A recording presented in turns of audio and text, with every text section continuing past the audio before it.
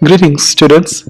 Today we are going to see the unit 2 of your cell biology class, and in this unit we are going to see about the cell organelles that are present inside the cells.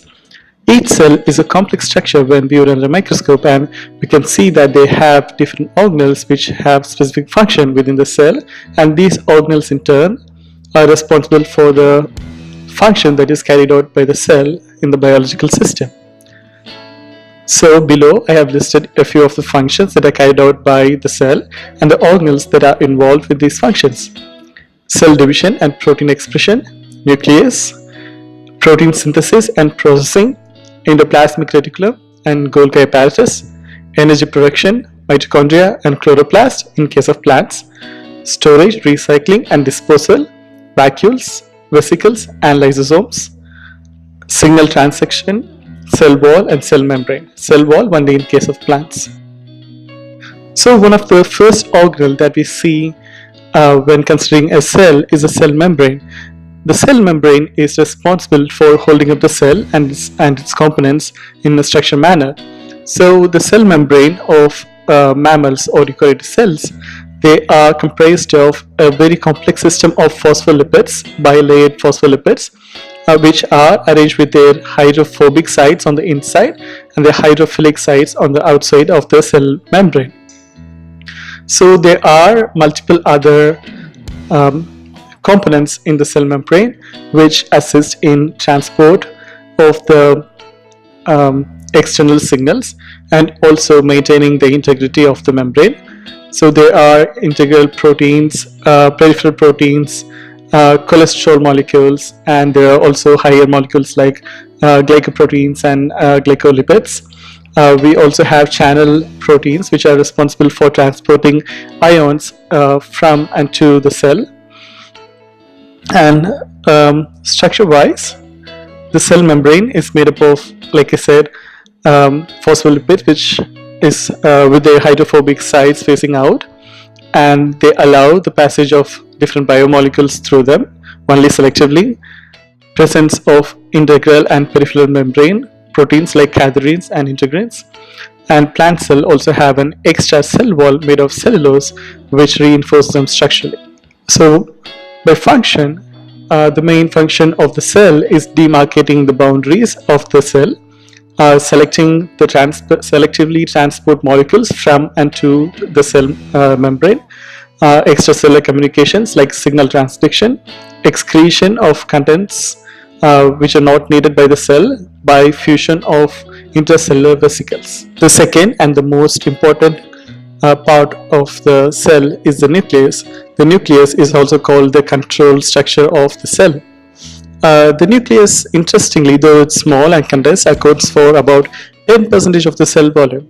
Structurally speaking, the nucleus has a nuclear membrane. It is a double layer structure, and the outer layer is connected to the endoplasmic reticulum so that the newly synthesized proteins, the RNA sequences, the mRNA sequences can be sent to the endoplasmic reticulum where the proteins are synthesized, and it communicates to the cytoplasm through numerous nuclear pores. And then there are the chromosomes. We have seen about the chromosomes in the last class, and chromosomes are nothing but strings of DNA and histones. They can be differentiated into two forms: heterochromatin, which are highly condensed and transcriptionally inactive, that is, they cannot produce new proteins, and euchromatin, which are delicate and more easily accessible, so they are transcriptionally active. This euchromatin is responsible for the synthesis of new proteins. Then there is the nucleolus. It is the dense spherical shape in the center of the nuclei. In eukaryotic cells, usually there are more than one nucleoli present. It produces the ribosomes which control transcription, and ribosomes make up DNA and RNA, D-ribonucleic acid and ribonucleic acid, and it also disappears during cell division. Functionally, the function of the nucleus is storage of hereditary material or genetic material. It is a site for transcription or production of mRNA. It assists in the production of ribosomes, selectively transports regulatory molecules and energy molecules to the cell. The The third most important organelle of a cell is the mitochondria, also termed as the powerhouse of a cell. It also has a very complex structure. Structure-wise, there is an outer membrane which is smooth, other than the inner membrane. The proteins called porins allow the passage of molecules lesser than 5,000 Daltons. It is permeable to nuclear molecules like ATP and ADP. There is an inner membrane which contain complexes for electron transport chain and ATP synthase. It only permeable to oxygen, carbon dioxide and hydrogen, as well as water. It has a number of cristae which are present to increase the surface area of the mitochondria.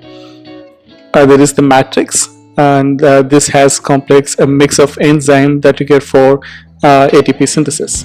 Function-wise, it produces energy by metabolizing complex molecules like carbohydrates, fats, etc.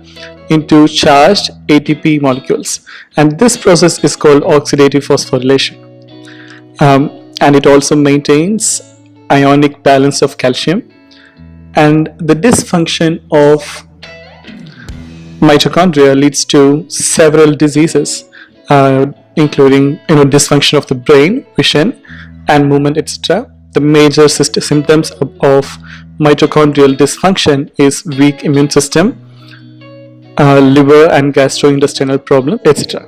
Then there are some minor organelles of the cell like the Golgi complex. These are made up of stacks of cisternae, and in plants these cisternae are found in separate form, and they are called dichotosomes. Usually there are 4 to 8 cisternae that are present in a stack, and each cell may have up to 40 to 100 stacks of such cisternae. And cisternae have 4 functional regions: cis, medial, endo and trans Golgi regions. And the main function of a Golgi body is to transcriptionally modify the proteins after transcription, and thereby modulating their expression. And it also transports the modified proteins to vesicles through 2 different transport models known as cisternal maturation and vesicular transport. The lysosomes are spherical membrane bound organelles present in the cytoplasm. They are fairly small, ranging from 0.2 to 2 micrometers. They contain a lytic enzyme called hydrolase with a pH of 4.8, which is very acidic. And the lysosome digests macromolecules such as protein, DNA and RNA. The main function of the lysosome, apart from repairing the cell membrane, is immune response against bacteria, viruses and other antigens. It also aids in clearance of any toxic material that are present inside the cell. And the dysfunction of lysosome leads to lysosomal storage diseases such as Pompe disease, Tay-Sachs disease and Gaucher's disease. So that would be the end of Unit 2. Thank you.